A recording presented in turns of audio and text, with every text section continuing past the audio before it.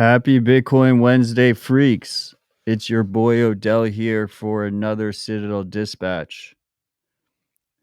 Citadel Dispatch is an interactive live show focused on Bitcoin and freedom tech.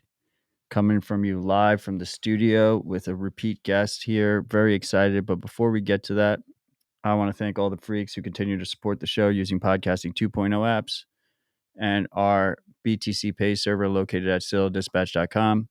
So Dispatch is 100% audience funded without ads or sponsored, focused purely on actionable discussion. That would not be possible without you. When it comes to the Podcasting 2.0 apps, my two favorites are Fountain Podcasts and Breeze Wallet. You simply load it up with some sats, search Citadel Dispatch, press the subscribe button, choose how many sats you want to stream to the show, and then as sats per minute you want to stream to the show, and then as you listen, it will stream sats directly to my node. Just a little warning, if you use Fountain Podcasts, it is a custodial wallet, so do not load it with too much money because you have to trust them. Well, actually, you trust lnpay.co, which is the custodial provider they use. The show is also supported using a feature called Boosts. Boosts allow you to, Boostograms allow you to send a one-time payment and include a message with it. As always, I will be reading the top boosts from the previous episode to shout out the freaks who continue to support us. Since last episode, I have changed the sat split on the show. So you were already supporting Dispatch and you're already supporting open source development through OpenSats. But now also direct funding will go to the No Bullshit Bitcoin audience funded news desk, the Raspberry Blitz Dev Fund, the RoboSats Dev Fund, the Seed Signer Dev Fund, the Zeus Lightning Wallet Dev Fund, and podcastindex.org. So when you support Dispatch, you don't only keep this show ad free and sponsor free, but you also directly support other community funded Bitcoin projects, which is pretty cool. It's kind of almost like a reverse sponsorship. So I'm pretty excited about that.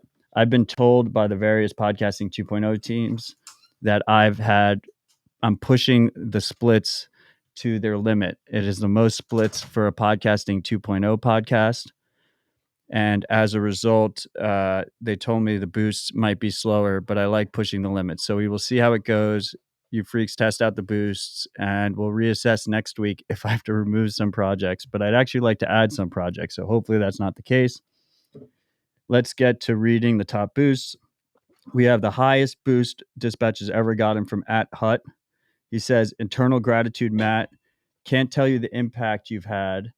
Much love to you. Stay humble. If you make it to Vancouver Island, I have a bottle of whiskey with your name on that."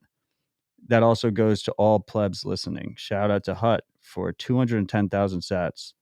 We have our boy Chad Farrow, who gave 10,000 sats without a message. I think he was testing out if the splits worked, and they did.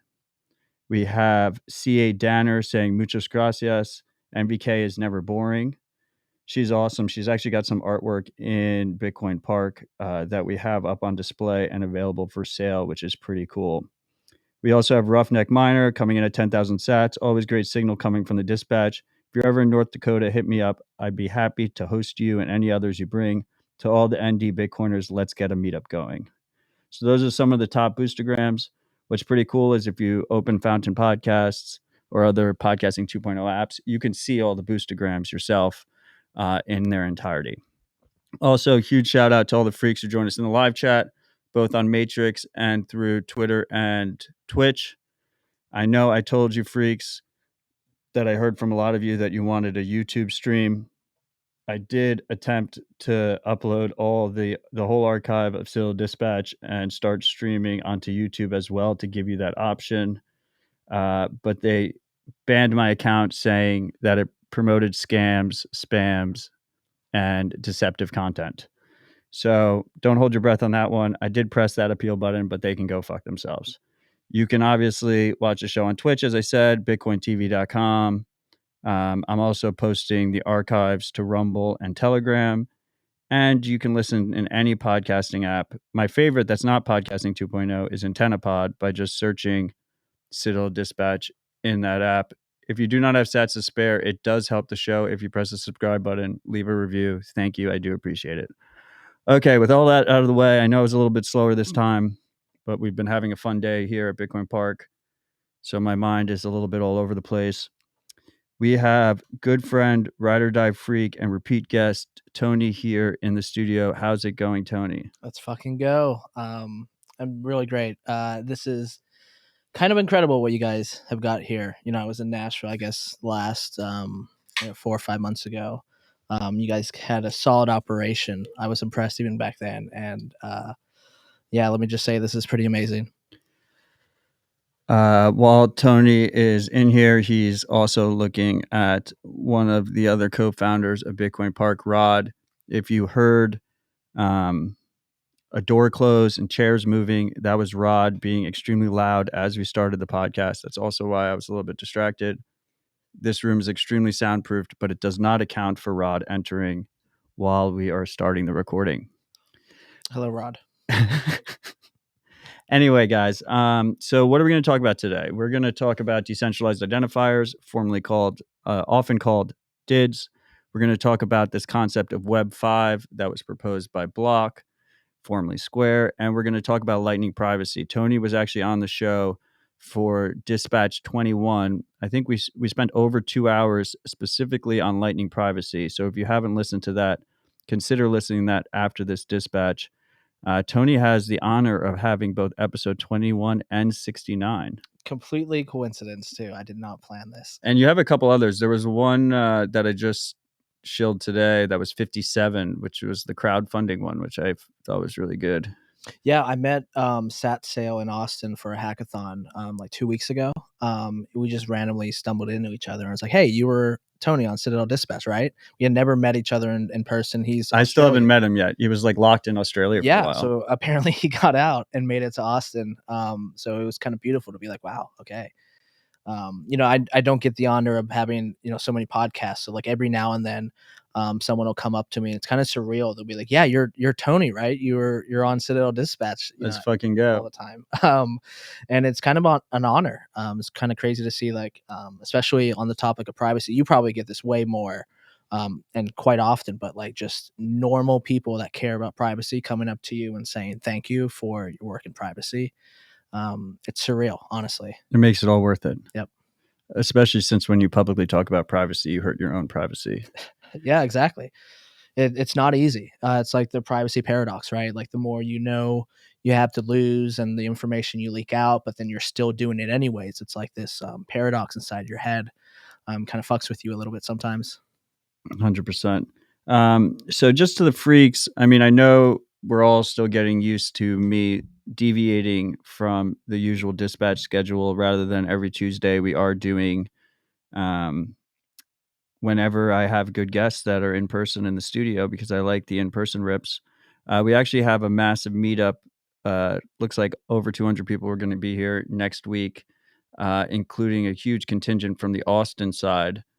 So just, you know, I don't know if you want to use Twitch. I don't really want to tell you to get a Twitch account. It is controlled by Amazon.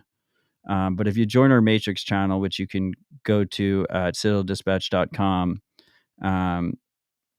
and click the Citadel chat button, I will notify people when we go live, try and give you some heads up. But there's going to be a lot of fucking rips over the next week and a half because so many people are going to be in town. It's just going to kind of be nonstop. I'm going to overload you. And then there might be a little bit of a break after that because I'm going to Colorado for the Beef Initiative to do, to help ranchers learn how to use Bitcoin and for them to help me become a wannabe rancher. So I'm pretty excited about that. I think I will have a mobile recording set up, so there might be some Citadel dispatches during that. But just anyway, I just want to give you a heads up that there's going to be a bunch of dispatches. Go through them at your leisure in your favorite podcasting app. Join us in the live chat. However you want to do that, you do that. Okay, so with all that said, Tony, and also I imagine Tony's going to be on a lot of those too, so get used to his voice. Tony, so decentralized identifiers, DIDs, they get a lot of hype. I know you're pretty bullish on them. You want to give us your best shill? Why should we care? Yeah.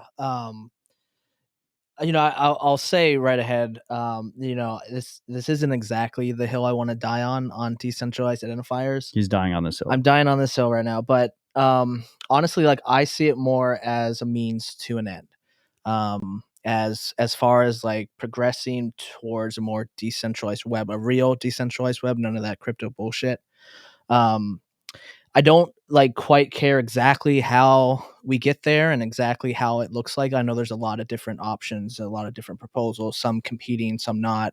But all that said, I am pretty bullish on decentralized identifiers, and I think there's some trade-offs, but I think all in all, DIS get a lot of hate too because they Do have dudes get a this. lot of hate? They get a lot of hate. I thought I was the People only one that I'm a little bit skeptical of no, dudes. I see a lot, and the common thing I always hear is the fact that they think the government's going to have like a new world order, and like DIDs are going to be our Yeah, see, digital I identities. And this is the problem. Like I had a very long, great conversation with Tony the other day, and he's just preempting my talking points. But anyway, continue. no, I mean that's like the number one thing I hear, and it's honestly like valid points. But I guess we are jumping into some of the weeds there. Yeah, In give us the basic shill. Why should people care? You should What the fuck care. are dids? Yeah, so they're your own identity. No one controls them. No one except for you. No one else controls them. um, That'd be pretty bad if you yeah, didn't no control one. them. Yeah, you just have, there's a bunch of IDs out there. You can't even touch them. Um, Only you control them.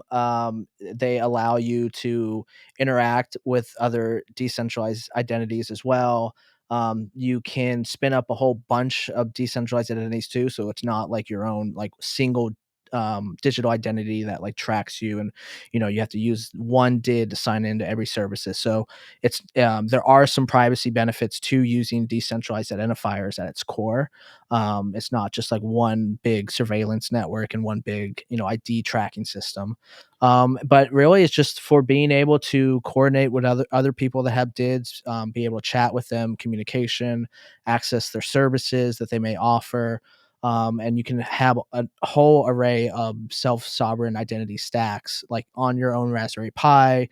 You can have it redundantly also in various clouds too. Like, I mean, you stream to both Bitcoin TV and YouTube and other Not to places as YouTube. well. Not to YouTube right now, yeah. Twitch, Twitter, BitcoinTV.com. Exactly. And you do that so in case one goes down or one gets censored, you have backups, right? Well, that concept can also apply to DIDs as well. So I consider it more of just like, represents a person, but it doesn't, that's not the whole picture. You can spin up a whole bunch of identities and you control them all, and no one can take that away from you. So I guess if we're going to talk about DIDs, which I mean, they're IDs. So we should start with what is our current ID process, Right. right? Which is we literally you go to your local government and you get permission from them, and they give you this document, usually in the form of a card, and you have to go through whatever identity procedures they require from you. They take a picture of you, they put it on the card, yada yada yada.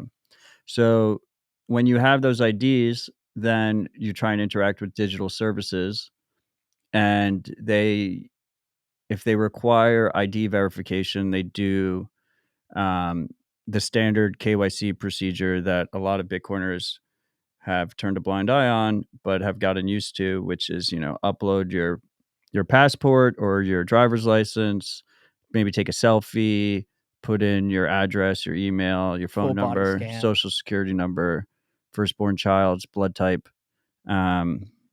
You got to go through that whole procedure, and then they do their own like fraud thing on the side to try and prove that that's actually you, because there is a shit ton of fraud that fakes the KYC system, or they use stolen credentials, or they use bought credentials. People don't realize there's like marketplaces where you can just buy ID information for these KYC services or already KYC'd accounts.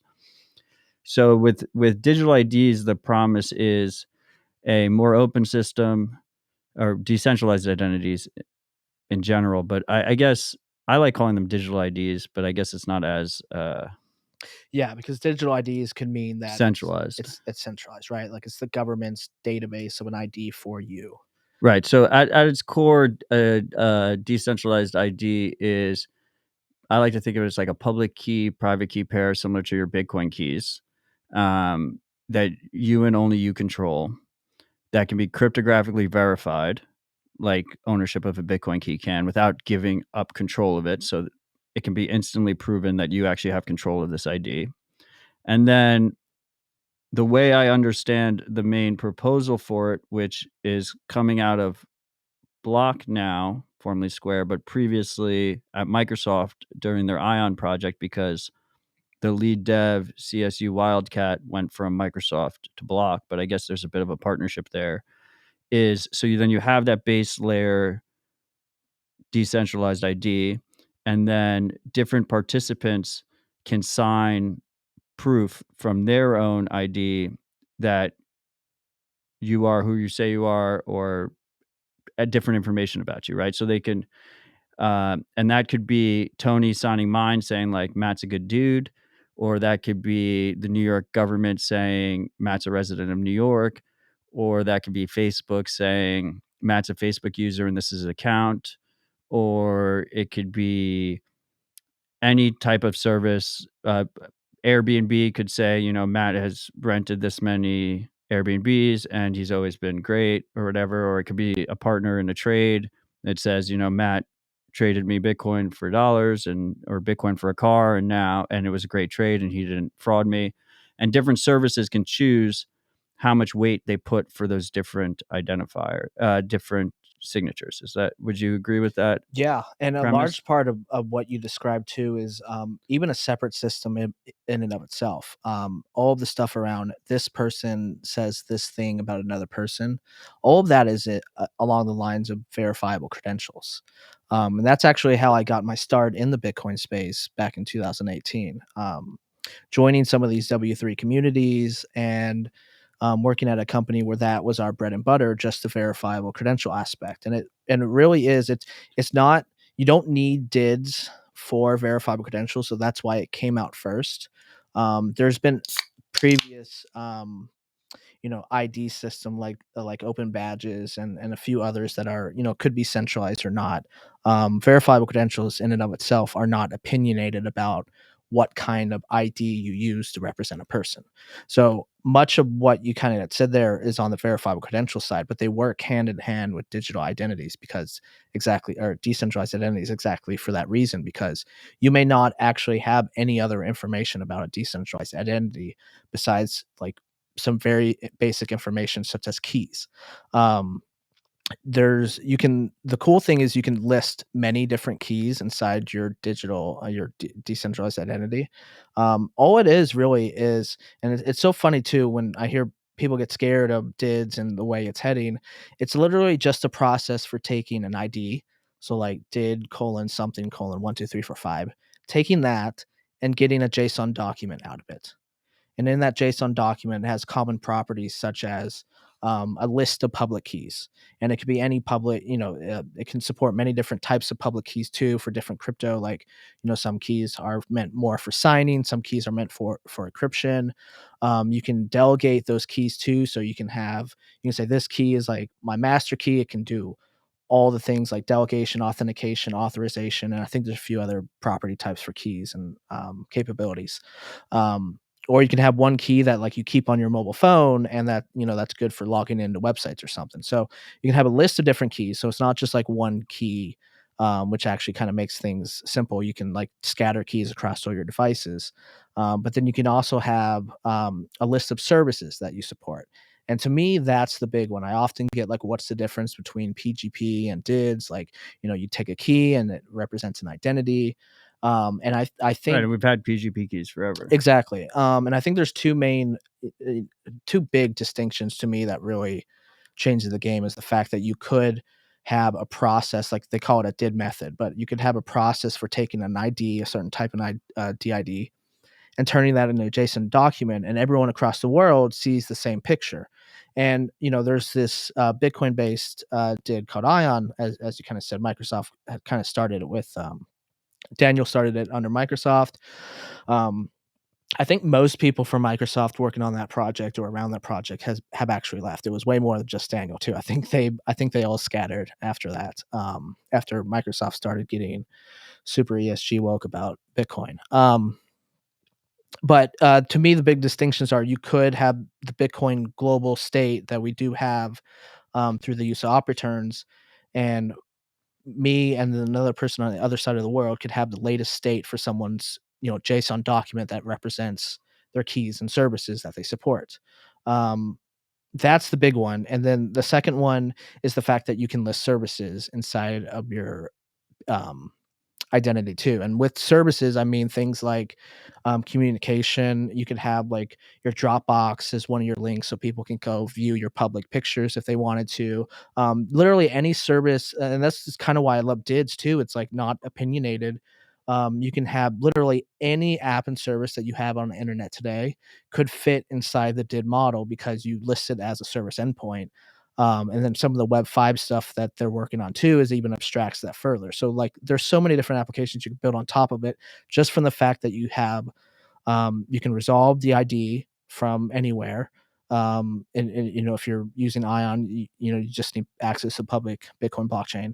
And then the fact that you have keys and services listed inside of that document. And from there, you can do communication and anything else. And you can do public key, cryptography and encryption and signing just from those three You can send basically messages, you can features. do file transfer, you can do all these different Yep. You can things. do And but your Zoom identity without Zoom, all of that. okay, if you want to go there, I'm not going to go there. The So the way I look at DIDs, I would not say I said earlier maybe I'm a skeptic. I wouldn't say I'm a skeptic. I I think someone needs to push back on the hype a little bit because and that doesn't mean I'm not bullish on DIDs. It doesn't mean I don't want DIDs. I think they are a massive improvement on how current identity is handled. But the way I look at it is actually similar to the way I look at Bitcoin, which I'm extremely bullish on, right? Like I've dedicated my life to working in the Bitcoin space, right? And supporting Bitcoin projects and working on education and whatnot, which is that it's a tool, but ultimately it depends on how you use that tool.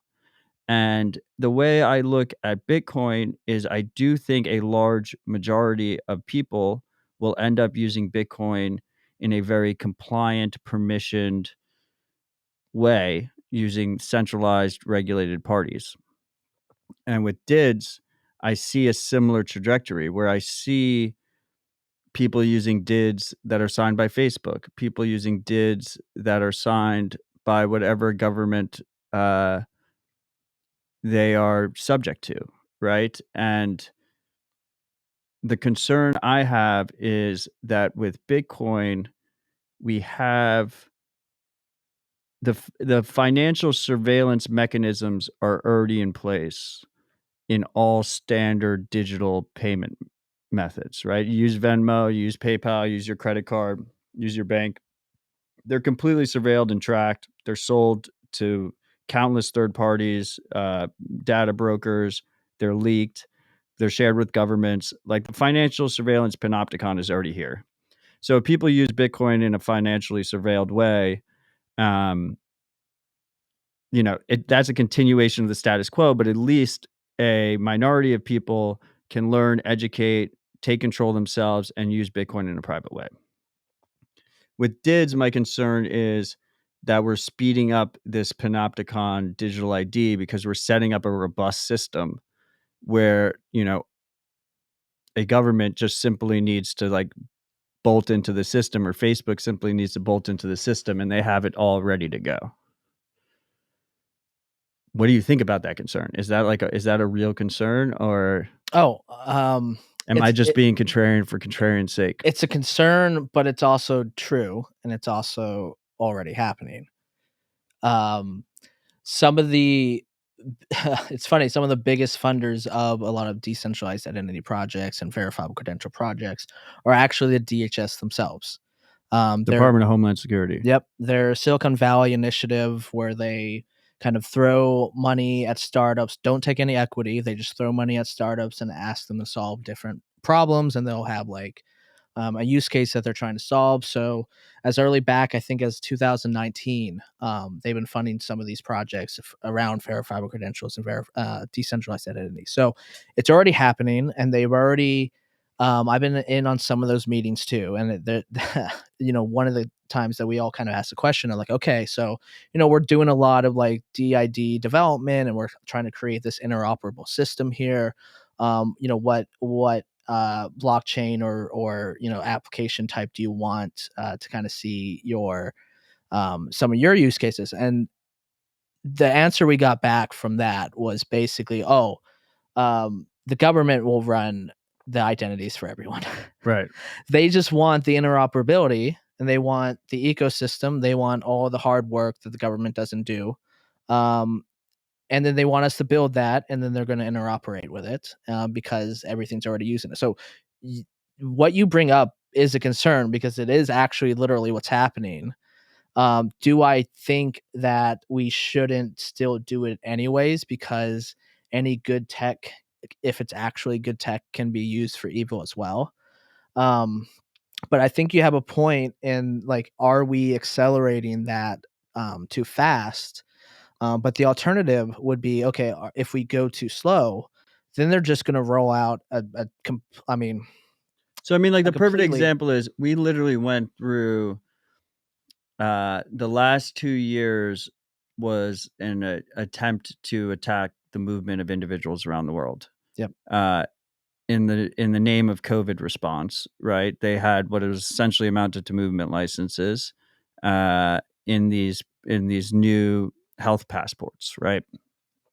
And the way they chose to implement that, uh, the most powerful government on earth, the U.S. government, chose to print out paper index cards and have you write your name down. And you know, my understanding is that it was a felony to fake them. So no one should, go out and break the law. But a lot of people fake them. They were very easy to fake. And they were just basically relying on that scare tactic of, if you get caught, like, we're going to throw the book at you and make an example of you. Um, if there was a robust protocol ready to go for them on DIDs, They would 100% do it. right? They would 100% have used the DIDs Yeah, instead. and in fact, it was actually kind of sickening. Um, I was in transition out of the job that I was using verifiable credentials and DIDs for, and actually, I was in progress of working with some of the DHS people at that time. And whenever COVID happened, um, immediately, so many people from the W3C community were like posting on the mailing list, oh, here's how we can apply COVID vax passes to decentralized identities and verifiable credentials. And like overnight, I saw like startups launch their like web page about how they're going to do tracking to walk into a grocery store using DIDs. And they're like, oh, this is using this technology. And it made me fucking sick. It made me so sick. I was like, fuck this community. I can't believe everyone's going along with it. This is literally surveillance. This is literally what we're trying to stop. And the argument at the time was sort of like, well, we're just letting people choose what Right. they We're want to giving people comply with. options. We're giving people options. At least they can own some of their data. At least they can hold on to one of their keys. It could be worse. It could be worse.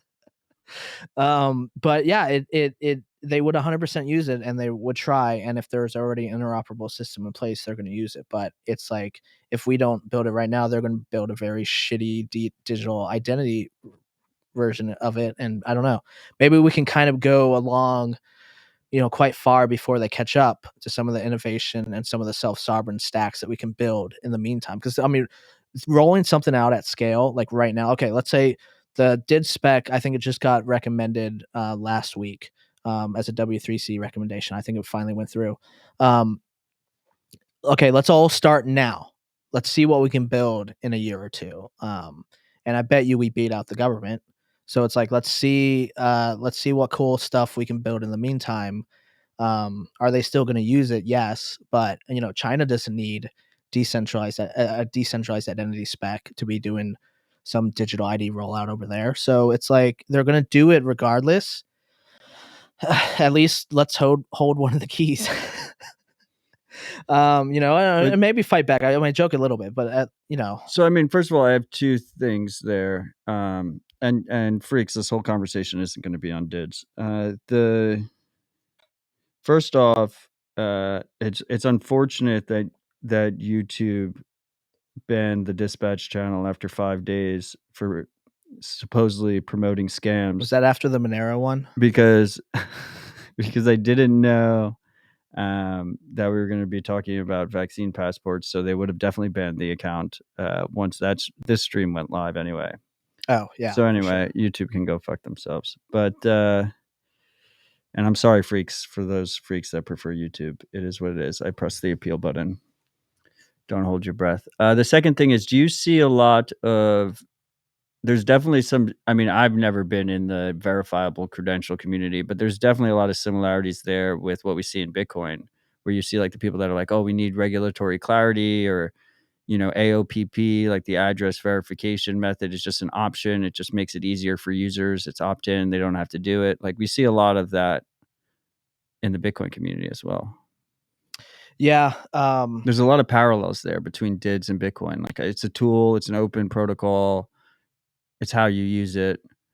Stakeholders will have different opinions on And status honestly, and it's permission. kind of beautiful to see, right? Because that means it's, I guess, a nonpartisan issue. Like both sides can appreciate what it could give each side. So the people that are actually for more regulation and enforcement, they may like it because now instead of taking a picture of a fake ID and uploading it to some service and having them like do a check, have another service process whether or not that image was authenticated, like authentic or not. We get better. We could get better in enforcement on the regulations that do exist, like driver's license and stuff like that. Not, I guess, not all, and maybe this is the hill I die on, but like maybe not Sounds like all you're dying on this hill, bro. regulations. Like I'm not saying we should have zero regulations ever. Like even under an anarchy system, What there's going to be regulations some. do you agree with? I don't know, being older than 10 years old at least to drive a car. I mean, like there's, maybe some loose level regulations that we have, maybe better state enforcement instead of federal enforcement, but maybe, I don't know. Maybe we should Freaks, just if have, you disagree with Tony's I opinion disagree with Tony. Maybe on we don't. drivers regulations, make sure you leave a note in the boostergrams. Yeah. But then on the reverse side, it is a tool for people to be able to have a log. Like how many times have you logged into a website and you hated the fact that you had to provide an email at all? Like, Right, oh, I let me hate that. It's hard to even get a private email. I mean, Twitter's a perfect example. It's the only social media I use. Um, like Twitter basically requires soft KYC in that, first of all, you need an email. It's hard to get an email that's not attached to your identity, and a lot of times they'll lock your account if you don't have a phone number, and it's hard to get a phone number without identity. Yeah.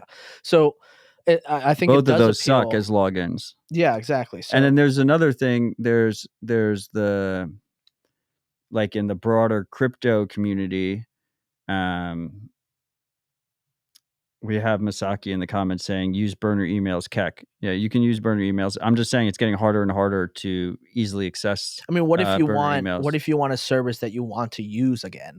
Right. Oh, but the one-time use emails, Right. like a lot of times Twitter will fuck you on that too, because they'll be like, we just sent an email confirmation to unlock your account. You're like, I don't have Yeah. control of that email anymore. But what I was going to say is there's that company, what the broader crypto space is looking at is like, there's this company that raised a shit ton of money from Andreessen Horowitz and a bunch of other uh, pro surveillance venture capitalists. And they have you sign in with your full financial transaction history. Like you sign in with your ETH account. So like if you're talking about like dystopian shit, it's not just coming from the government side. Like the private sector is also proposing even worse shit. I can't even like. Can you imagine like who's in that meeting room that's sort of like, oh, like when we sign up for our services, we should expose our full financial transaction history. Yeah, I mean that just comes down to the fact that like Ethereum is very shitty privacy and they don't care about their users and they actually lean into the fact that there's bag lists and people that are rich lists and they hope for more proof of staking systems and stuff like that. So We have there. Chips Ahoy in the comments on Twitch saying, I was driving at 10, goddamn commie. Well, no, if you're 10, that's fine. I said older, as long as you're 10 or older. Maybe I just said older than 10. I'm sorry. Um,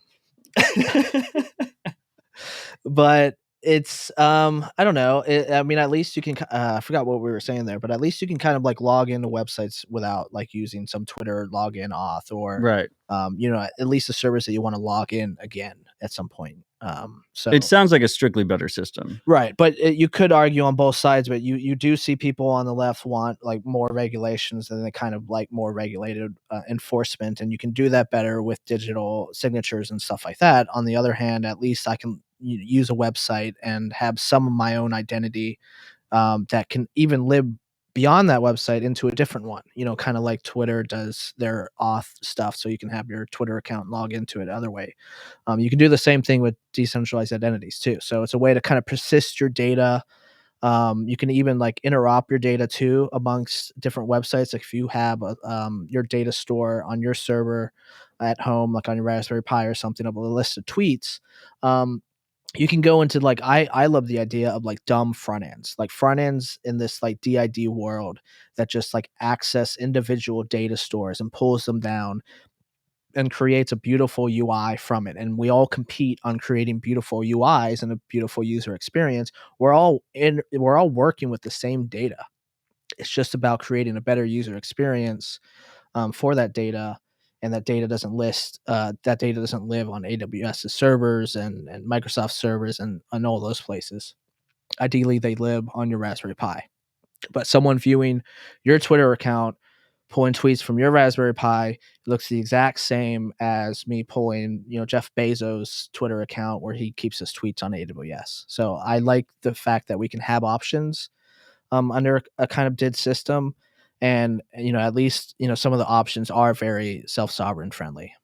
I mean, when it comes down to it, it's, one could argue that the internet brought about the greatest surveillance mechanism the world has ever seen. Bitcoin might bring in, surveillance money for a large amount of people. DIDs might bring in surveillance digital IDs for a large amount of people. But ultimately, all three allow sovereign individuals to take control over their lives, and it empowers them. And I would say that most people would say that the internet was a massive net benefit. I think most Bitcoiners would say that Bitcoin is a massive net benefit, and I think we will see that play out. And it's probably the same exact thing with DIDs, right? Yeah, I think so. I think one of the things I like to say is like, Bitcoin fixed the money problem, right? But we still have an identity problem that we have to fix. Like we can't live our lives with zero reputation anywhere and no identities, no trust in anybody. I think even under some anarchist local economy system, you're still going to have trust in your friends and family. If any, I mean, DIDs are super important in that situation. Yeah. You need to have some kind of easy, interoperable identity system in Right. that kind of world. Yeah. At least in this digital world. Because if you're talking like an anarchist world filled with citadels, like you're talking about like local economies and all these different independent trade agreements and stuff like that, and you need some kind of interoperable identity layer in there as well, right? I mean, I think it helps, especially if you want to interact with, I guess, people from other citadels. You're still going to probably want to do trade with, the Austin Citadel is going to want to trade with the Nashville Citadel. Occasionally, you guys are going to want our beef. We're going to want your, what do you guys do here? Chicken. We're gonna want your chicken. We still need. We just launched the Tennessee Beef Initiative, buddy. We have a lot of beef here as well. Okay. Sorry. We don't need your beef. I'm sorry. But yes, there will be trade between the two. Yeah, citadels. we need your chicken still. We'll figure out something to give you. You must have a lot of chicken and probably, but you guys have hot chicken. Yeah, well, we can send you spices.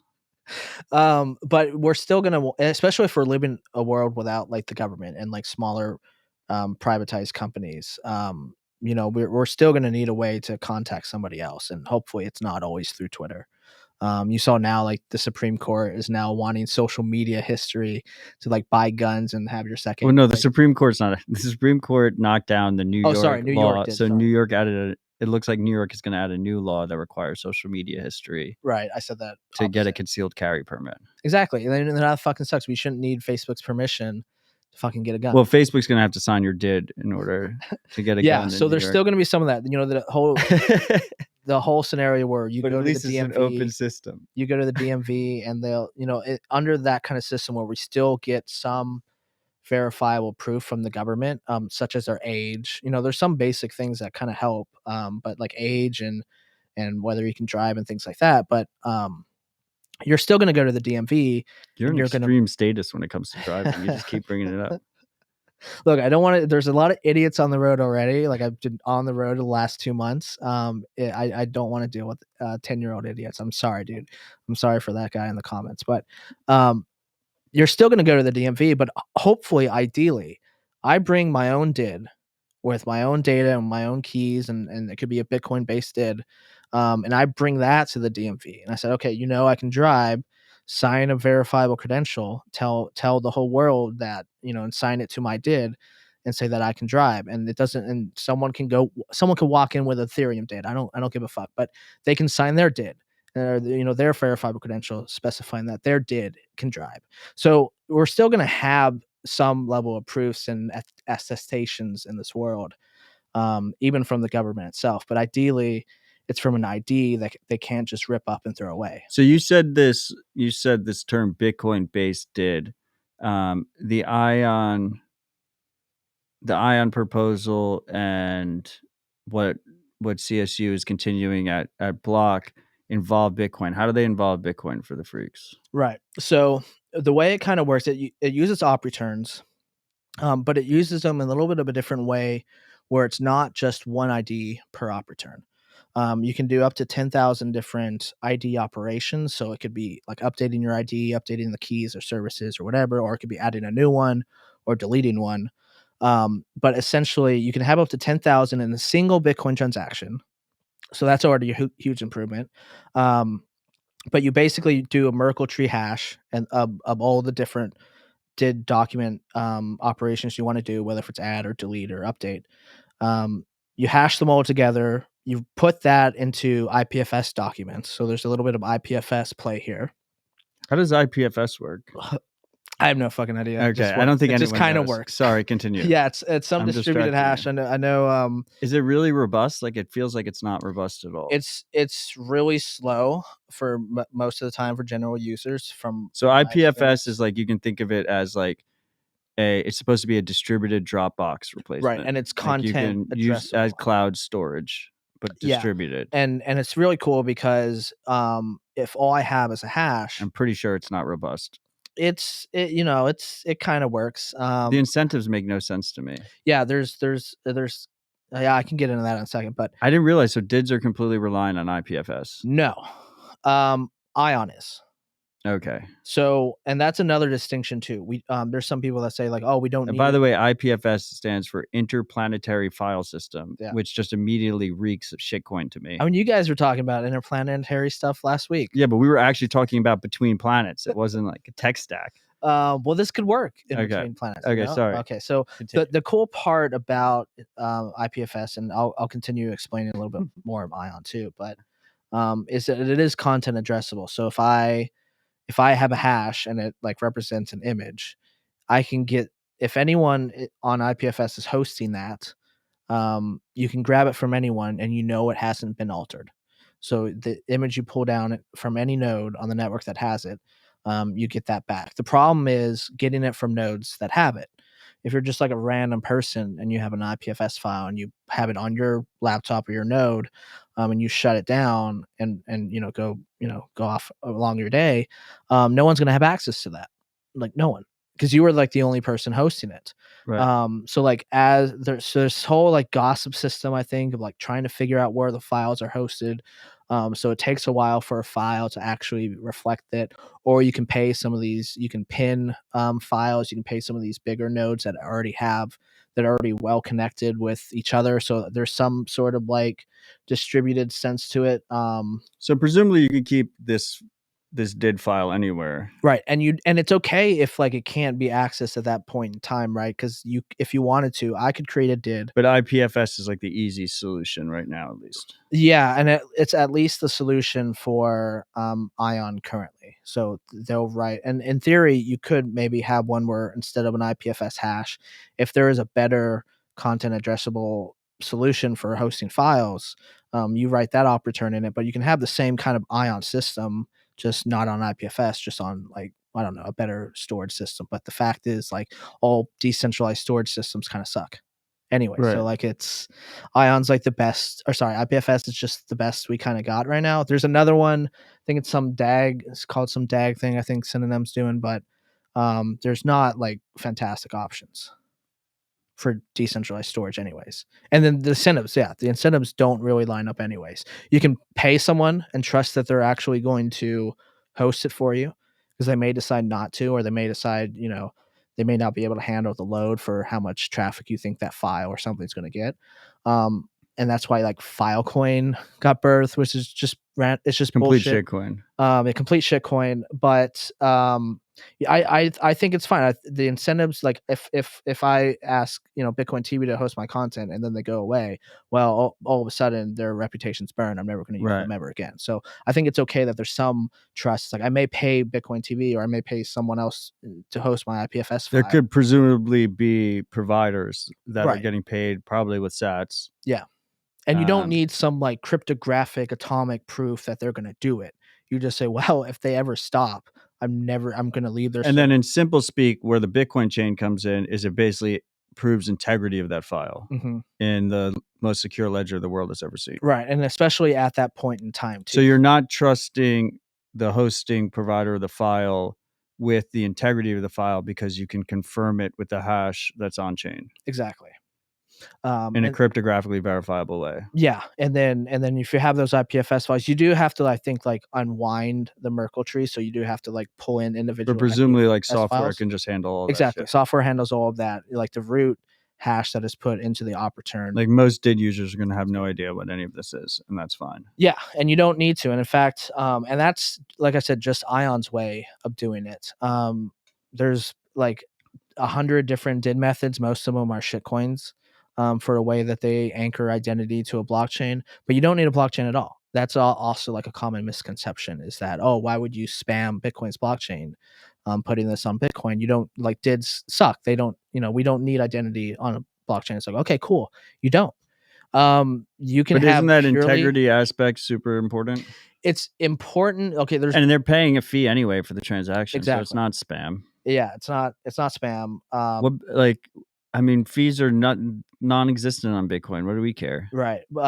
And then our nodes don't index op returns anyway, so it kind of saves a little bit. They don't get indexed in our TX set. If fees go up on Bitcoin, then you can further optimize in the future. Right. And then right now the cap is 10,000 operations per op return too.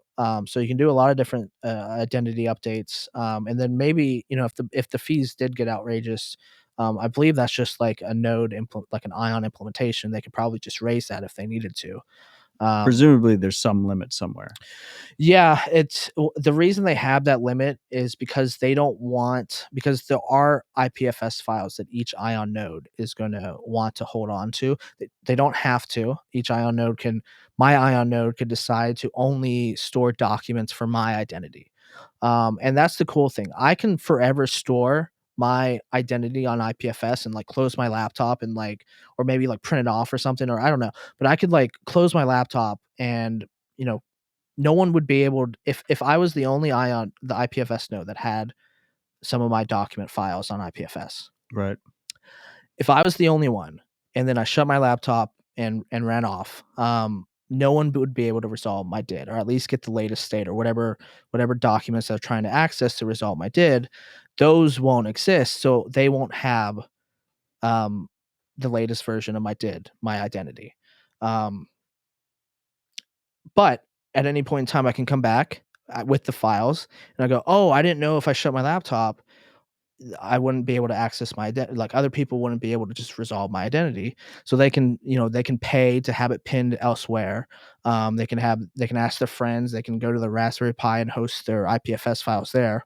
You don't even need to be running a full Ion node. You just need to have access. You just need to know what IPFS files that are, so I can like identity. I can host yours, you can host mine. Exactly. We could be ID buddies. Right. So as it currently stands, Ion nodes will just they're mostly using IPFS as like an interoperable standard. You're not actually relying on the robustness of the system because you could have. Right. And You could have like kind of Uncle Jim networks, Right, like and friends and family, like group holding each other's ID state. right, and even if only like your local community can resolve your did, at least that works. But as it currently stands, all ion nodes do actually save all IPFS files to their storage that make up ion identities. Okay. So the problem I said were like I create an ion did and I close my laptop and run away. Now no one can resolve it. That's not a problem right now because Because ion each ion nodes node's keeping a copy. exactly. But At least at first. presumably, if we hit, a billion people or something, that's going to be prohibitively expensive. Right. And I believe they have done some numbers before, and they've arrived at like some worst case scenarios in the orders of magnitude of terabytes. Um, but some of their models that like I think it's on like I mean, that's okay, not horrible, right? it's not the worst thing in the world. If you say like a few terabytes can have like millions or hundreds of millions of IDs, that's not the end of the world. And then especially in 10 years, who knows how much like a terabyte is going to cost. Um, so there's a 10,000 operation limit because it at least stops someone I from guess creating millions and is it like the millions of. Bitcoin threat model though, where like if you the bigger issue is bandwidth than storage? Like, does it become prohibitively expensive to run an ion node? So there's only like 3 of them, and they're all run by evil megacorps. I think the bandwidth issue would probably have IPFS would have a lot to that. I think. I don't know what the stress tests on IPFS are, and I don't know how good being able to retrieve documents on like a huge, massive scale is actually going to work The out. ion nodes are key to the whole system, right?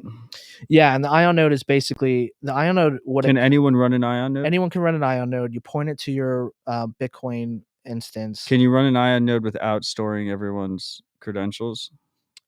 I don't think there's a way to turn that off. But presumably someone could Right, and create a fork and do that, you right? could say I just want to be able to create ion identity. The cool thing is you can actually have someone else publish your ion updates on behalf of you. You still sign it with your keys, but then you give the document to someone else and you say, hey, you're about to, like, if I'm about to update my Ion identity and you come to me and say you didn't want to pay any on chain fees, but I'm already going to pay some on chain fees, I can just include your update with my blockchain posting. So we have a man from the tribe of Bens, Ben the Carmen, saying, I think the gate to running an ion node is doing all the op return transactions. Is there a specific signature that has to be done for the op return transactions? Yeah, you do have to parse all the op return transactions. And then I believe on mainnet, it starts with like one But what dot. about submitting the op return transactions? Is that permitted? Is that permissioned, or No, can and anyone do anyone that? can do that. So anyone will post a specific op return, um, and all the ion nodes will look at it and judge whether or not that's like an ion one. And if it was an ion operation, then they go fetch the IPFS file and then they say, okay, is this a valid ion update or not?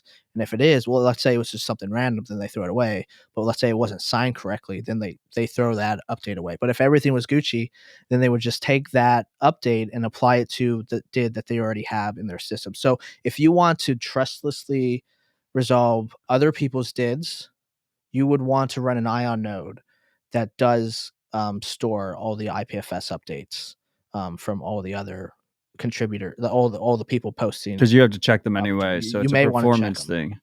Exactly. Carmen was saying he meant the fees. Like it could be prohibitively expensive for people to run an ion node that's submitting op returns if fees go up. Yeah, but that's where you can do up to 10,000 operations in a Yeah. single op return. So that that helps a lot. You can like I said, you can have your buddy do it for you. And I was thinking more of a check, like if I was running my own ion node, like uh I wouldn't try and submit everyone's updates to chain. It would just be like my buddies if the main ones weren't doing it or whatever. It'd be more of like a check on power rather than Exactly. everyone's And updates. you can run an ion node and like not do any updates, and you're just like resolving other people's identity, and maybe you don't have one yourself. But then the cool thing is there's also like peer to peer based its that like don't broadcast to a chain at all. Um, there's still keys involved, and you take the document and you have your own peer-to-peer based ID that's like derived from that document, and then I give it to you through like a text file, or it's like how PGP is kind of handled anyways, where you take your blob of PGP file and you like host it somewhere. You can do the same exact thing for peer-to-peer based DIDs without a blockchain involved at all. So, but the cool thing is that you're still interoperable with everyone else's DIDs, no matter which one they choose. If someone's using an Ion DID and they want to talk to a person that's using just like a peer-to-peer DID and they gave them their DID, you could do that. And you can use the same applications. You talk to them exactly the same. It's just the resolving of, I have this ID and I need a document. What's the process for this ID type to get that document? And that's all that matters. That's all DIDs are really. So, I mean, let's transition here. We somehow spent 50 minutes on DIDs. I died on that hill, I guess. You're dying on the hill. You're the main DID guy now. It's you and CSU Wildcat. Shout out to Dan. He's CSU Wildcat. Yeah. So are you familiar with Block's web5 proposal? A little bit. So like, where did DIDs, for the freaks, where did DIDs fall into that vision? What is that overarching vision? The overarching vision, and of course they would probably say it better than I, but it's basically a stack of DID adjacent technology. So DIDs are, I would say, one of the biggest aspects for their Web5 vision. The IDs themselves, the identity layer itself. Right. But then I would say that Web5 now is like building this application or developer tooling suite of tools around DID. So I believe there's something they're calling a decentralized web node, which is basically they want that to be like almost your application stack that you use somewhere. They want verifiable credential tooling amongst their Web5 stack, where they have tools and processes in place, and maybe some applications where you can actually like share, yeah, I think Matt's a good guy, and you can have build reputation systems from that or whatever. And they have I believe all the stuff around decentralized web node and some of their tooling and verifiable credential stuff. They're building that around, and they have the DIDs. TBD project, Right? Which is their like decentralized exchange protocol. Yeah, and I believe which that relies on DIDs as well. Relies on DIDs as well. So basically the whole basis for the build out of Web5 is built on the bedrock of DIDs. Yep, which is beautiful to see, because it's been in the works. I think even well before 2017, and I hope we're finally kind of seeing the vision of that play out and actually get some cool applications that hopefully release soon this year, using them, and we can kind of play it with them ourselves and see if it's actually real or not. But like as it currently stands, I don't think you can do any of that Web5 stuff right now. But there are, I think they are working on that. And the most important part of Web5 was that it was an elaborate troll on Web3 devs. Yep. Because it's Web2 plus Web3. It's 2 times better than Web3. Yep. Oh no, it's not. It's just 2 increments better. It's 2 increments better. That's your daily dose of live math. Did better than Marty. 2 times 3 is 6. So, I mean, I assume we're going to talk more about this topic over the next 2 weeks as more people come into town. So we'll keep coming back to this topic, among other topics. Let's pivot into your recent Lightning privacy work. Yeah. How's that going? It's good. It's a lot of different things. So I can dive into some of that. I think the one that you're familiar with is some of the probing that I've been doing. Yeah, what's the deal with that? You added 30 gigs to my fucking storage requirements, my node. Yeah, I know. I apologize for that. I did not even mean to. I think I had like asked you if I could probe you, and you're like, yeah, sure. No, I said you don't need my permission. Anyone can probe. Yeah. It's an open system. So I started that. What is probing? Yeah, so probing. On the Lightning Network, there's this problem where basically anybody that has a channel can basically probe anyone else. And probing itself is the act of sending a fake payment either to a node or through a node to kind of gauge information that they can derive from whether or not that fake payment made it past that node, or if it got kicked back because of things like maybe there's not enough liquidity. So probing is historically used for balance probing. See how much money you have on Lightning. Yeah, and typically it's not a malicious thing. Services will do, especially custodians. They almost have to do this because the problem with Lightning is you don't know the fee that you're going to actually pay until you get like that final confirmation screen of like, okay, this fee is going to be 100 sats. The only reason you know it's going to be 100 sats is because the wallet did a probe behind the scenes. Typically, it's like it shouldn't really show you a fee. You hit send, and then it does its route finding, it does its path finding, it tries different paths, and it fails, and it eventually goes through. Because And some wallets they let you pick your max. You don't know pay the a fee max ahead of fee. time, but you're like, my max fee is this. Yeah, So, so attempt the payment. If it goes over the max fee, then come back to me and be like, you need to exactly. raise your max. Or it'll only try to go down paths that are below a certain fee. Some of the routing algorithms have gotten smarter too, where they understand that the cheapest path um, may not work very often, so they'll go a little bit above. It's like they don't want the bottom lowest 1% cheapness. They would rather like go like 5%. Because cheaper fees would normally mean like a worse node operator or something like that. Right, or yeah. That's the I mean, I know there's another thing like I don't know if anyone's actually doing with this with their pathfinding, but the cheaper fee could be less private because you go through less hops. Right? exactly. Exactly. The cheapest fee, the less hops, that could end up being the least private. Honestly, yeah, if you want more privacy when you're like making payments, through the most amount of hops as possible.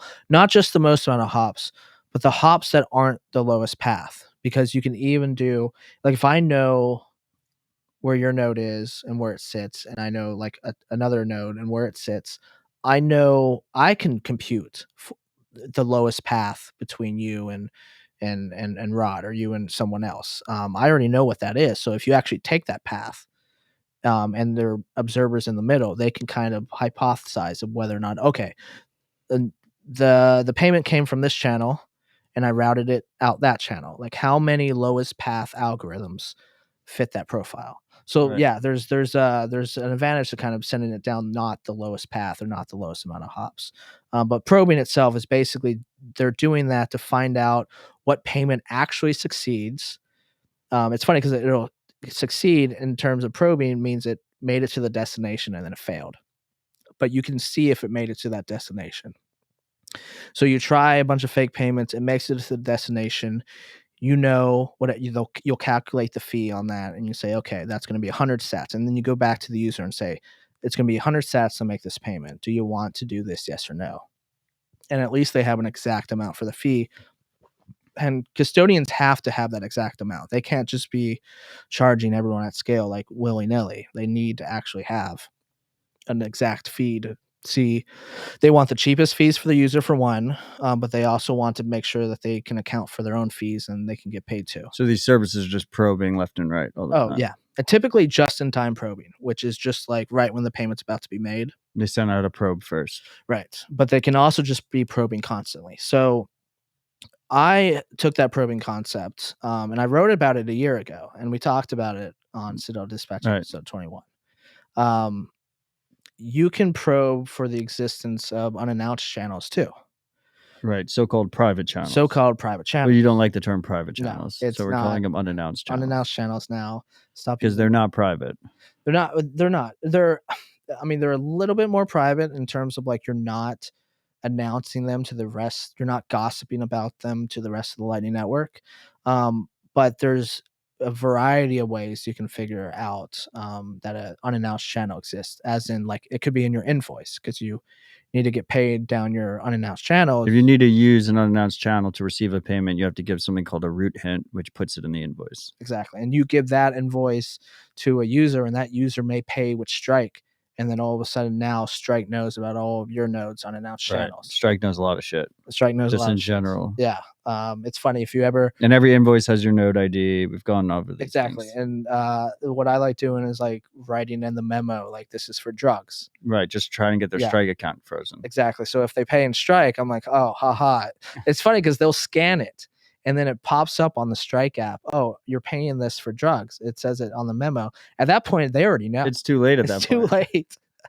But that's what I think we talked about previously, just getting rid of the memo field. Right. Because it's a very user foot gun Yeah. kind of. And there's something called memo hash. And like the story I always give is the story of I was playing poker and I put the guy's nim dash poker and then he paid with Strike. So then Strike knew his nim and that he was playing poker and could correlate my node ID with the poker game. Exactly. So what's a memo hash? It's a hash of the memo instead. Right. So you put that in there, but there's still a problem of like, okay, if you write the same thing, then the same hash would be like for everyone. So if everyone put 4 drugs, then like all you would do is hash the word 4 drugs and Right. everyone You'd would have get to the put some hash. kind of salt there, like Some salt or 4 some drugs, uniqueness. 69 or something. I like putting 400 milligrams LSD. But then how is that even helpful for the recipient? For the sender? Obviously, it's helpful for the recipient. Right. It's The sender can't reverse engineer the hash, so they can't see what the memo payment so you was. have to send the hash out of band. And that's the I think that's why it's basically unusable to use the memo hash because So it's you just put so the much memo work. hash in band, and then you put the actual context of the memo out of band, and then the sender can verify based on that. Yep. That it was in fact the real memo. Yeah, and if you want to That see seems this, like overkill. it's You're overkill. better off just not having a memo. Exactly, just don't have a memo. But if you want to see this in And practice, each individual can put their own memo. Like if I'm paying you in my wallet, I could just put I'm paying Tony. exactly. And in your wallet, you could be like I'm receiving money from Matt, and we don't have to actually exchange that information. No, I would rather we get rid of memos in Lightning, and whenever someone goes to pay, the sender just manually types a description and it just saves it in their phone. Which is what we do with labels for on-chain transactions already. Exactly. It's not, and then, but if you want to see memo hashes be done in practice, Ben Carmen, he has his Is opera Ben turn coming back. here next week? Yeah. Awesome. I So think I just doxed him on stream, but I think he'll be on Dispatch. yeah. I think he was just on Stefan Rivera last night. So check Great out that podcast. episode. Yeah. I don't know what number it is. Sorry, Stefan. Stefan knows. He knows. But if you want to see Stefan can hash, famously like out of nowhere he can name any episode that he's fucking done. He's done hundreds. Yeah, madman over there. But Opera Turn Bot made by Ben Carmen, it uses the concept of memo hashes. So if you want to see this done in practice, like pay a memo from Opera Turn Bot and see how that works. It's a bad UX in general, memo hashes. Okay, so we're getting sidetracked. So probing is sending a bunch of fake payments to learn things on the Lightning Network. Right. Whether that's fees, how much you're holding on the Lightning Network, or unannounced channels existing. Yeah, so that one was a new one. So you sent a shit ton of fake payments to my node, to the Citadel Dispatch node, the same node you guys use to stream sats to. And what was the result? The result was your channel DB size grew 30 gigabytes. Right. So you denial of service attacked me with storage space. Right. I hope Freaks didn't have a problem paying Matt during that time. No, payments are still going great. The Good. node is. I specifically didn't jam your channels at least, so I made it a little bit lower. So I would send up to. How could you jam my channels? How does that work? Oh, channel jamming. You just hold. You do basically a lot of hodl invoices. Okay. And you just hold, and you exhaust all 483 HTLCs that each of your channels per channel. And then how long does that last? That jam? I think you can go for a few days, and then you would have to do it again, which is not that hard. You can just keep. You can have it automated over and over and over again. So anyone can just take down any Lightning node. Is that what you're saying? Yeah, and Yoast highlighted this about a year or two ago. Yoast Jagger, and I think he did the trial. He did it with I think Bitrefill and Amboss or Justifer himself. And they did that proof of concept on mainnet, and he actually went through and jammed the channels between. You can send a payment that just keeps going around in the circle, going through the same channels. So you don't have to send multiple. You don't even have to send and it multiple. just keeps taking spots. So like one payment, you can jam like you can jam up to 20 HTLC slots. But this is specifically an issue with HODL invoices. This is just I guess it's not. That's just the way I described it. It's not HODL invoices themselves. It's just like, I guess it is. Yeah. I mean, it doesn't have to be a HODL invoice per se, but My point is, can you disable that on your node? no. To So protect yourself you're from it? routing, and you have no idea how. So why long. hasn't someone done this to like Kraken or Bitfinex or some shit? Because we don't operate under an adversarial environment, as I always say. So you agree with me under the belief that Lightning is kind of just it's been operating in this honeymoon phase basically, where you don't have really active attackers out there. I would say so. And it probably won't get more robust until there's really active attacks, right? Right. So part of my hope for some of this probing too. So okay, besides the fact that your DB went up 30 gigabytes, I Right. was able to find I think 15 or 16 different unannounced channels on your node. I don't know if you ever went back to confirm if I that's didn't. how much you had or not. I was kind of pissed off about the extra 30 gigs. Like, you probably couldn't log into your node because it was fogged down. But I intentionally didn't. Oh yeah, that's why I said it. I intentionally didn't jam your channel so you could still operate. I at most sent like 450 HCLCs at once, instead of 483. Really kind of you. Yeah. You only like 90% jammed my fucking channels. Right. I apologize. You guys should see the smile on his face. Right I fucking love it. So I was able to. I don't know if that was all of your unannounced channels or not, but I found some as far back as like 2019. And the node's a really old node. Yeah. I like to, the way I learn is I like to push the limits, like we said earlier on the show. So I just kind of aped into Lightning. Yeah. And I just, I've learned a lot of expensive lessons since. And one of the things that sucks, and I guess going back to okay, so we said this shows your unannounced channels. What does that actually mean? It means that the UTXO that is backing that channel, you thought you were making it private by making it a private channel, and you didn't announce it to the whole network, but then it gets probed out or it gets leaked in an invoice, and all of a sudden they can see your UTXO that you can connect the UTXO to it, right? The amount. Do you know the active balance, like remote versus local? Like how much is on each side of the node? If I wanted to go that far and actually if I did the balance probing attack after doing the private channel attack, the unannounced channel probing, it'd be a second attack. It would be a second attack, but I could. What, you just keep increasing the payment amount to see how much can go through? Yep. And then once I actually with all fake payments. Exactly. So presumably you just add another attack on top of that. So you first find the private, the unannounced channel, and then you do the balance probing version of that attack to figure out how much is on each node. Because the way I like to think of Lightning for the freaks is it's like an abacus, which most people probably don't even know what an abacus is. It's like the things they used as calculators before calculators existed, where you have like little beads on a string. So you have some Bitcoin on one side of the channel and some Bitcoin on the other. One's controlled by one node, one's controlled by the other node. And natively by the Gossip protocol, you can't see how much balance is on each side. But with this balance probing attack, you could. Yep. And if I wanted to, I could add another attack. So I find your unannounced channel. I see how much is on either side, and then I just go ahead and jam it just to like put the cherry on top. So first you discover the unannounced channels, then you figure out how much money everyone has on Lightning, and then you shut down my node. Yeah. And at no cost to me. I just have to open up a bunch of channels and I'm ready to go. Well, we got a long way to go, I guess. Yeah. Oh, okay. So the positive news. Yeah, let's hit us with the positive. The positive. Let's get cheery here. This is in progress of being fixed.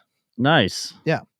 LDK has added it. I believe there's a PR for LND. I'm not sure about Core Lightning or Eclair, but they're all going to add it. They're calling it like the zero conf channel feature. So like that doesn't sound like a great feature to have for most users. Like no one's going to want to open zero conf channels between just like normal people, but It's mostly for LSPs.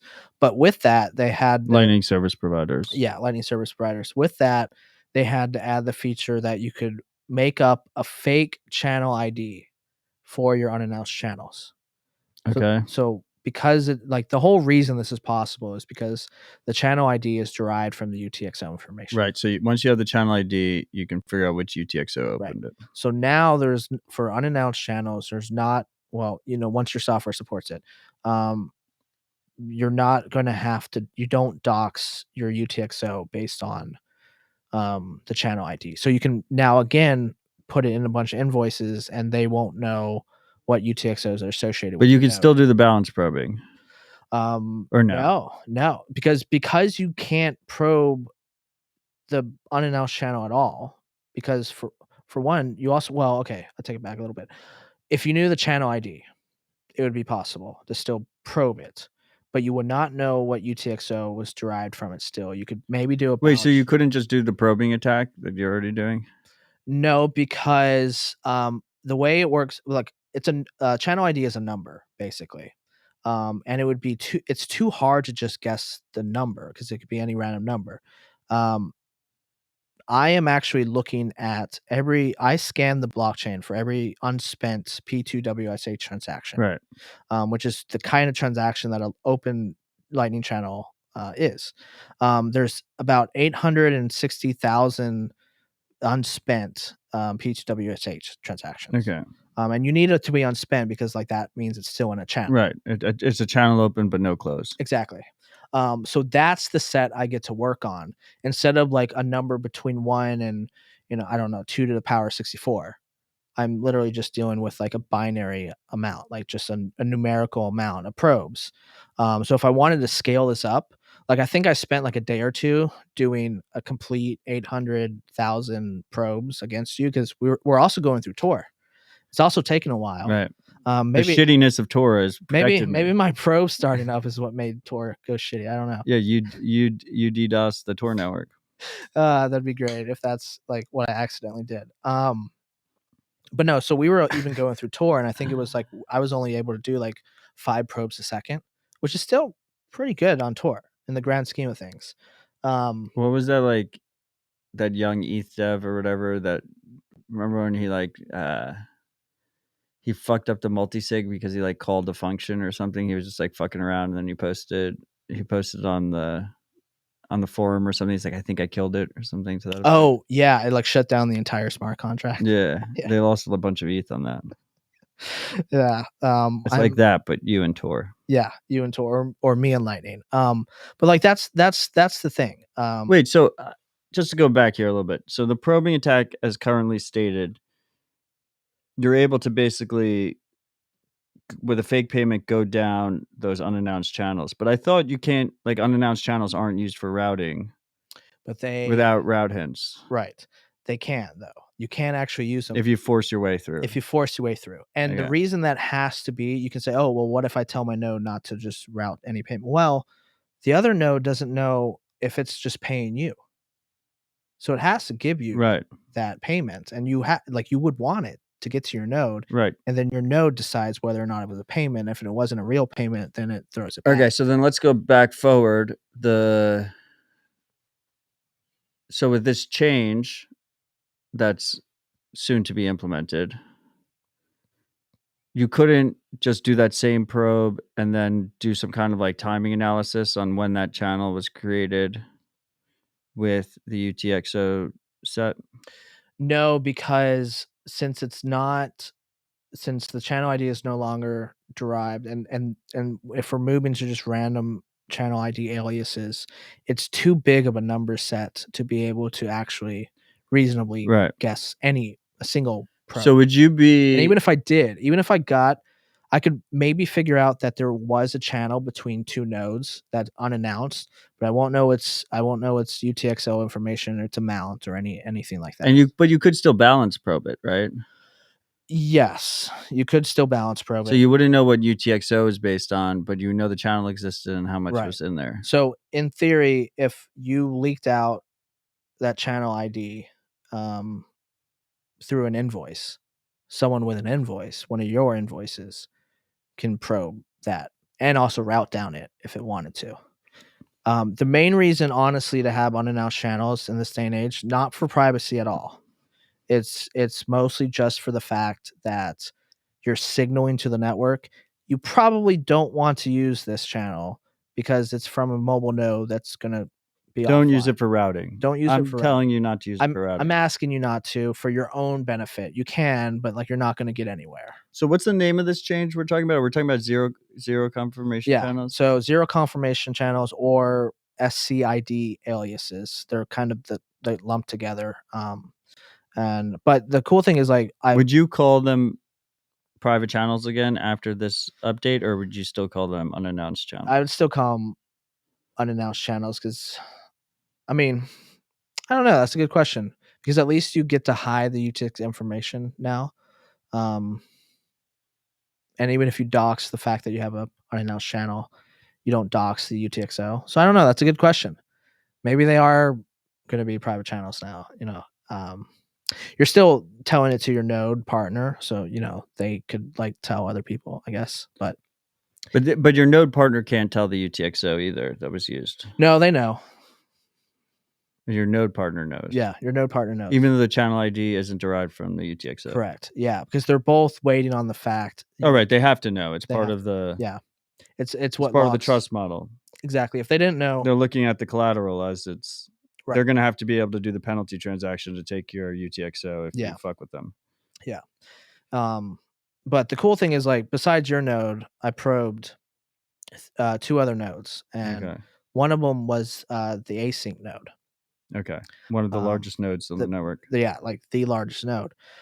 Is it the largest node? I think it the per channel. Largest node. Per channel. Per channel it is. I was able to find 400. How many gigs did you add to theirs? I don't. Well, actually, so because they're not running LND, I don't think I added very many. Oh, because they're running async. Right. So they were fine, and C Lightning's fine, and LND will be fine soon with some updates. But I was able to find 400. I don't even want to be running LND, but I don't want to close all my channels. I have so many channels. I mean, you know better than most how many channels I have on that node. So. Yeah, I know the exact number. Okay, so sorry, you probed the async node. And I was able to find with just I only sent out 30,000 probes, and I found 445 unannounced channels that they had open. How many? 445. Okay. Totaling over 10 Bitcoin worth. Wow. Yeah. And some of them, went back for a while, but someone did some visualization for me on some of my data. So I open sourced all of this data. All the code to do this is out there. So where can people find that? hiddenlightningnetwork.com. Great domain. Yeah. Which just redirects to a GitHub page. Go there. All the code is there. There's like a data folder or a results folder to go and find the actual data results for this. Someone did some visualization for me, and it actually is kind of cool. He was able to see when all of the channels were open and how much were opening, and it's like the start. I think their new LSP that they launched, there was a huge uptick in unannounced channels being open because they're an LSP and they have a mobile app, and it makes sense that someone like them. I want to eventually probe Breeze, but that can't be all of their unannounced channels, right? No, they must have way more than 400. I only probed 30,000 out of 800, so I did like what? Out of 800,000. 800,000. Yeah, sorry. I only did like a few percent. I'm not going to try and do math right now. I'm not. Like a few percent. I think less, like 5%. Yeah. And I those 30,000 right, less than 5%, because 5% would be 600K. Yeah. Math. Out of that 30,000, the reason why I got so many just from that is because I just used UTXOs that looked like they could have been Lightning channels. So like a very round number that's like 100,000 or 1,000,000 sats. Right, the round number ones are pretty obvious. People love their round number channels. I know, myself included. And then the fact that it was like only one of two in the change output, because like you're not doing batch. People don't batch channel open. Right. You can now, but people don't. It's too hard, honestly, to do it. And yeah, so everyone uses just round numbers, and it's usually the only transactions in that output, just two. So it was able to. I'm like that's probably a high percentage, like 445 channels from that 30K. It's pretty high, It's right? pretty high percentage wise. The rest of the 800K probably won't be the same percentage that I find, but I'll probably still But find if it was more. the same, I guess you could extrapolate. I mean, if we're just going to multiply by 20, over 8,000 private channels. Yeah, could be. But that it would be even more than that. It would be like 10,000 channels. Something like that. Right. And then who knows how many Bitcoin? Maybe 50. I mean, it's an So interesting. why did you stop? So I stopped because my LND node kept fucking up. Yeah. So a little bit about how this project works. I'm using LDK, Okay. which is really cool. I've been playing around with that for the last few months. But because I don't trust It's a new Lightning implementation, new Lightning written in Rust, implementation, championed by the Spiral team. right? And it's gone a long way. Like a lot of people have been using it now. It's gone a long way. You still have to do a lot. Like there's no batteries included, so like you have to figure out how to create your LDK project. And quite honestly, I didn't trust myself to just connect to any node on the network with my LDK node that I hand built. But shout out to Paul Miller. He helped a lot on my Future LDK Paul node. on Twitter. Future Paul, go follow him. Give him engagement. He's a ride or die freak too. Yeah, love the guy. He'll be here next week. Yeah, he's going to be on him Dispatch air. as well. He's going to be on Dispatch as Love well. it. But I didn't trust my LDK implementation, so I connected it to my LND node at home. But that started slowing down. That started getting fucked up after so many payments. I had a hard time compacting the DB. I had to fork LND. And as advice against from Alex Bosworth, he said, "Don't, I wouldn't do that." And I'm like, I'm gonna take this PR and I'm gonna patch it onto my LND. He's like, "Don't do that."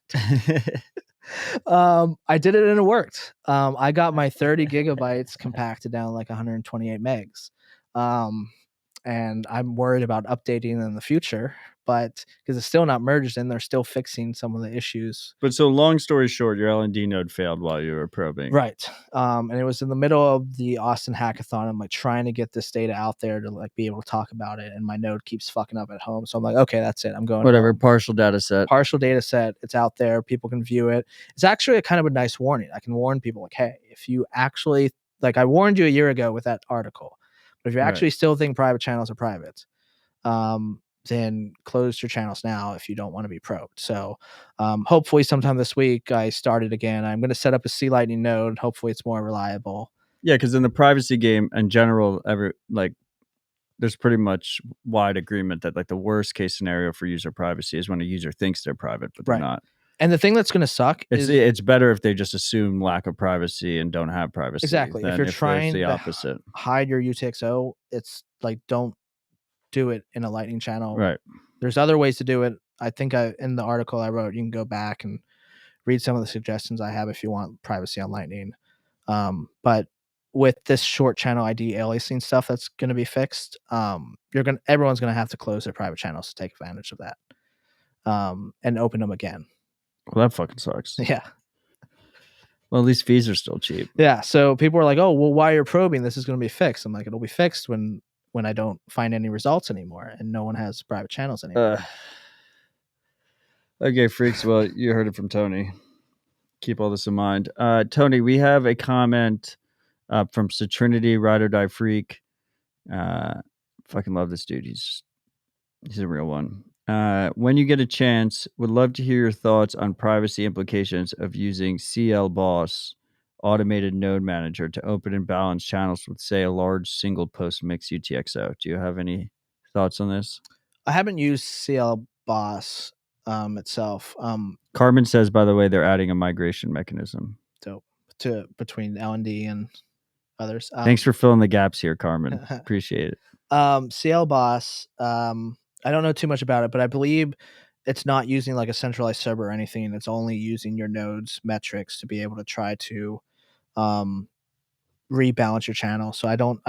Yeah, there's not really a privacy concern there too much. And in fact, actually, I would say like rebalancing channels kind of helps your privacy a little bit because you're sending payments out down one channel and they're succeeding, but those channels don't know it's coming in a different way. It's coming back to you. It's coming back to you. So it's almost like if you were to do It's a pump fake in football. right pump fake or is it ricochet in Samurai, where like you send a bunch of payments amongst yourself. You just add hops to your own Ricochet is the one that adds hops. right. Yeah. So that would be like the equivalent. Like doing rebalancing actually probably helps your payment and onset because And in general, using Lightning, privacy wise, using a single post coin join collaborative transaction UTXO with one or two largest channels, and then just getting rid of the node and starting fresh is like the best. right.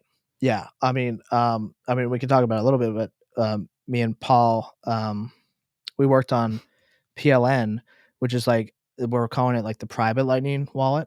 Right. So we've started that, and its only feature right now really is whenever you open a channel, it spins up a new node. So every time That's you open cool. a channel, it spins up a new node. You can only send. If you try to receive, you get a funny meme pops up because receiving is not private. Sending has pretty good privacy. So it's like ideally you have one node. You're calling per it private channel. Lightning wallet? Mm-hmm. PLN. Great name. Yeah, it gets the job done. But that's its only purpose is to just spend Bitcoin. Can people use that today? We just started at a hackathon, so we really only spent like 48 hours on it. So no. But we do have a GitHub for it. I think it's just bakeshop/PLN. So when we have Paul in, we'll talk more about that too. Yeah. So I mean, we're at an hour and 30 minutes. This is a fantastic rip. I always appreciate you joining us. I'm sure I'm going to have you on multiple times over the next week if you would do I'll so. be here. That'd be fucking awesome. Before we wrap up, hit us with some final thoughts. Final thoughts. I don't want to die on the Did Hill, but I think they're cool. Lightning privacy is really hard. Join matrix.lightninghackers.com. Chat about some Lightning privacy stuff if you want. Yeah, stay safe out there. Stay safe out there. What Lightning Hackers is a Matrix group? Mm-hmm. So yes, and that's on the matrix.org server? No, I'm running it myself, so it's just matrix.lightninghackers.com. Okay. To join it. Okay. But that right. I think you can find it if you search the general because I'm on a different instance. Yeah. Yeah, I don't know how that works. But it's hosted on lightninghackers.com, not matrix.org server. Correct. Yeah. Yeah. Awesome. Okay, I will join that as well. Shout out to all the freaks who joined us in the live chat. Real quick, BTC Water Pants said on Twitch, I like CL Boss. I wouldn't have channels without it because I'm not fucking managing them. Great comment. Nice. I appreciate all you freaks. Remember, the easiest way you can support Dispatch is through Podcasting 2.0 apps. Specifically, I fucking love the boostograms and being able to send messages so I can read them. But if you have no sats to spare, subscribing on your favorite platform, whether that's bitcointv.com, Twitter, Twitch, or your favorite podcast app by simply searching Citadel Dispatch. Like I said, I did put the appeal into YouTube. Don't hold your breath.